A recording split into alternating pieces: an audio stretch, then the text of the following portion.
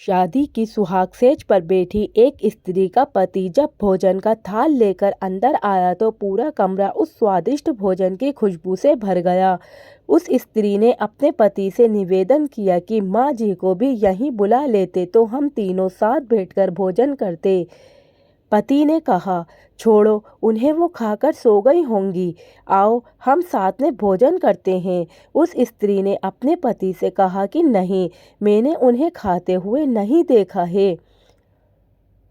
तो पति ने जवाब दिया कि क्यों तुम जिद कर रही हो, शादी के कार्यों से थक गई होंगी इसलिए सो गई होंगी, नींद टूटेगी तो खुद भोजन कर लेंगी, तुम आओ हम प्यार से खाना खाते हैं।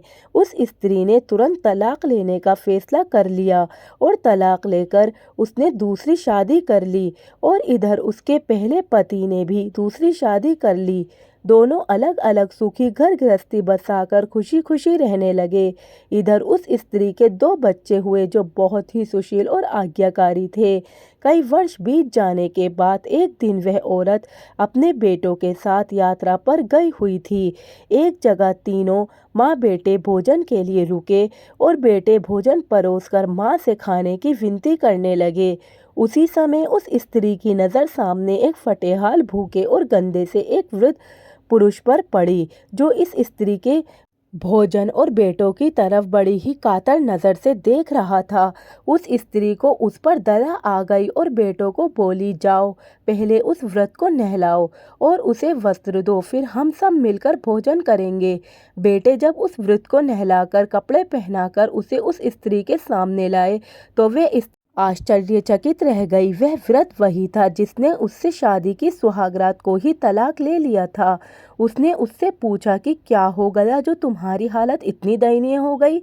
तो उस वृद्ध ने नज़र झुका के कहा कि सब कुछ होते हुए भी मेरे बच्चे मुझे भोजन नहीं देते थे, मेरा तिरस्कार करते थे, मुझे घर से बाहर निकाल दिया। उस स्त्री ने उस वृद्ध से कहा कि इस बात का अंदाज़ा तो मुझे तुम्हारे साथ सुहागरात को ही लग गया था, जब तुमने पहले अपनी बूढ़ी माँ को भोजन कराने के बजाय उस स्वादिष्ट भोजन की थाल लेकर मेरे कमरे में आ गए और मेरे बार बार कहने के बावजूद भी आपने अपनी माँ का तिरस्कार किया। उसी का फल आज आप भोग रहे हैं। माता पिता के साथ तुम्हारा सलूक एक ऐसी कहानी है जिसे लिखते तो तुम हो, लेकिन तुम्हारी संतान तुम्हें पढ़कर सुनाती है। जैसा व्यवहार हम अपने बुजुर्गों के साथ करेंगे, उसी देखा देखकर हमारे बच्चे में भी यही गुण आता है कि शायद यही परंपरा होती है। याद रखना, माँ बाप नाराज तो ईश्वर नाराज।